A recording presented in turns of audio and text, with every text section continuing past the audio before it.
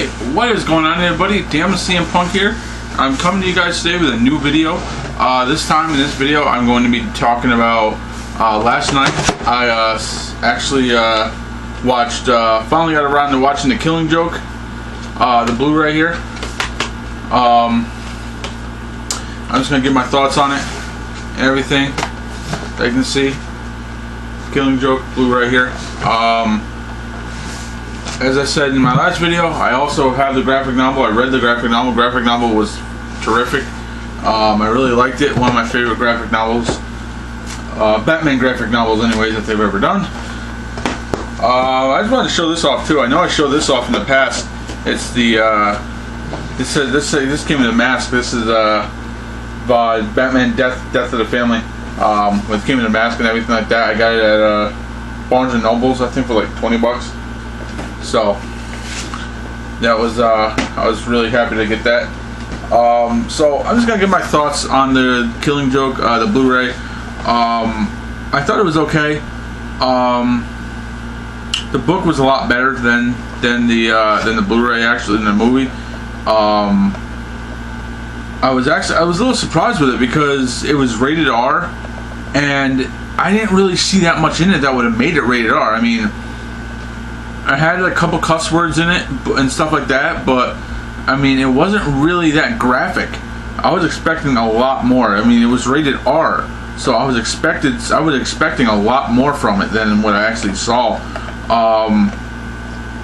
In the movie, it's basically starts out with Barbara Gordon as Batgirl.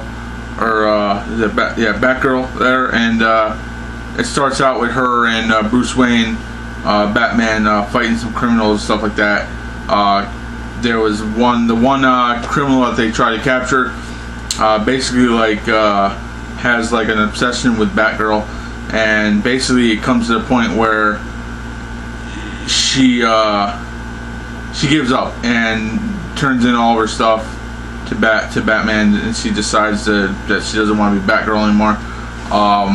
So that's how it starts off. And then Batman actually winds up going to... What happened was Batman goes to a crime scene where he sees these like 3 or 4 dead bodies that had been there for a while, and they all have like smiles on their faces, stuff like that, almost like they're almost like the Joker look. And Batman winds up going to Arkham and to talk to the Joker, and he goes into the cell and he's basically saying how that he's one of these days it's gonna come that he's either gonna kill Batman's like, I'm either gonna kill you or you're gonna kill me. It's like that's pretty much how he's like, that's how this is gonna end, and he doesn't want it to end like that. And as he's talking to the Joker, he grabs his hand and all this paint like comes off, and he realizes it's not the Joker, it's somebody else who was in the Joker makeup, and basically the Joker had escaped from Arkham and everything. The Joker winds up buying winds up taking over like this abandoned carnival, and basically he's gonna use it for the last almost like his last hurrah with Batman type of thing. Joker winds up showing up at Barbara Gordon's place and shooting her in the stomach, like in the lower stomach area, and it wound up, I guess it wound up hitting her spine and wound up paralyzing her. I myself saw that. I'm like, wait, he shot her in the stomach. I'm like, okay. I'm like, but where it looked like where he shot her, it didn't look like that. It did not look like it would have gone anywhere near her spine, but I mean, it is what it is. I understood. I mean, I knew what happened. So I winds up shooting Barbara Gordon, and then he winds up kidnapping Detective Gordon, Commissioner Gordon, and taking him prisoner and bringing him to his little carnival that he had set up. And basically in the carnival, what he's going to do is use Commissioner Gordon as bait, and he's trying to he's trying to bait Batman into coming to him, so they can have their like a final battle type of thing. Batman winds. So the whole thing is like, it's like the one scene that I saw that it's like almost like he was going about to Barbara Gordon's laying on the ground, and it's almost like Joker's about to rape her, but you don't show anything, they don't say anything, you don't see anything. So it's like you see him maybe like unbutton one of her top blouse, and that was about it. But I mean, you didn't see anything, so it's like, I'm like, wait, I understand that happened in the book too, but I'm like, why is this rated R? I'm like, it didn't really mean, it seemed like it could have been PG-13. Didn't really seem like it needed to be rated R, but I mean, it is what it is. Let's see here. So basically, what happened was,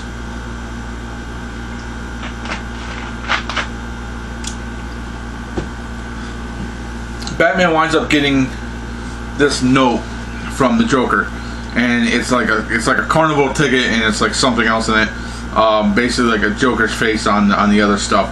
And Batman winds up going to this carnival, to this abandoned carnival, beating up some of the henchmen of Joker's henchmen, having like a final, almost like a final battle with the Joker, and everything. And basically, he says to the Joker, he's like, this is gonna end one of two ways. Either you're gonna kill me, or I'm gonna kill you. Basically, saying the same thing he said before. Is like, I don't want it to end like this. And it ended with the Joker telling him the joke, and Batman had a little grin on his face, and then they both started laughing. I'm like, what the fuck is this? I'm like, okay. I'm like, this makes no fucking sense. I'm like I said, it's the same thing that happened in the book. Let's see if I can find it here.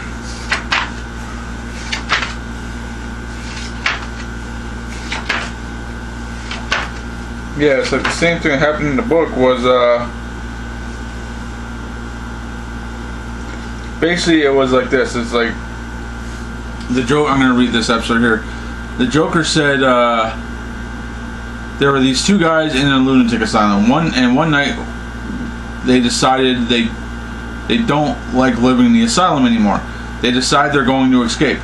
So like they get up onto the roof, and there, just across the narrow gap, they see a rooftop of the town, stretching away in the moonlight, stretching far to freedom. Now the first guy, he jumps right across with no problem, but his friend was afraid to make the leap. He said he's afraid of falling, he said. So then the first guy has an idea. He says, hey, I have my flashlight with me. I'll shine it across the gap between the building, and you can walk along the beam and join me. But the second guy just shakes his head, and he says, what do you think I am, crazy? You turned it off when I was halfway across. And then they both start laughing. That's pretty much like how it ends. It's like that's how the comic ends, and that's how the movie ends. So it's like, I'm like, oh, what the hell? I'm like I said, it ended just like the comic. And then I mean there was an end scene too where Barbara Gordon was in her wheelchair, and she goes into her house, and she goes into this little room, and it's basically where it's basically like she's showing how she became the Oracle type of thing. She's sitting in front of like a computer and stuff like that. So basically that's basically how she had become the Oracle and helped Batman fight criminals from the inside like that. All in all, like I said, it was okay. It was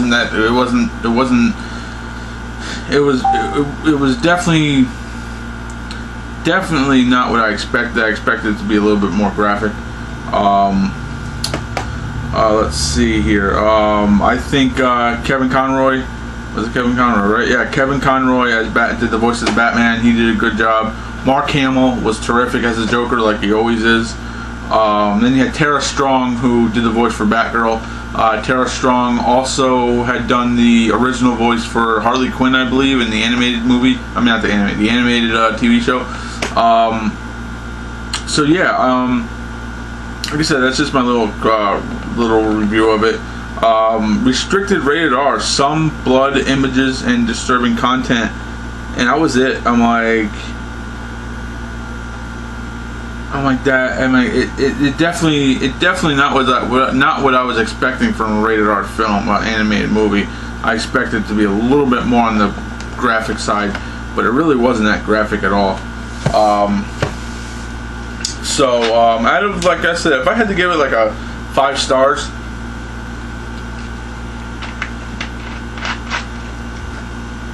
I'd probably give it a 2.5. 2.5 to a 3 out of 5. Like I said, it was alright.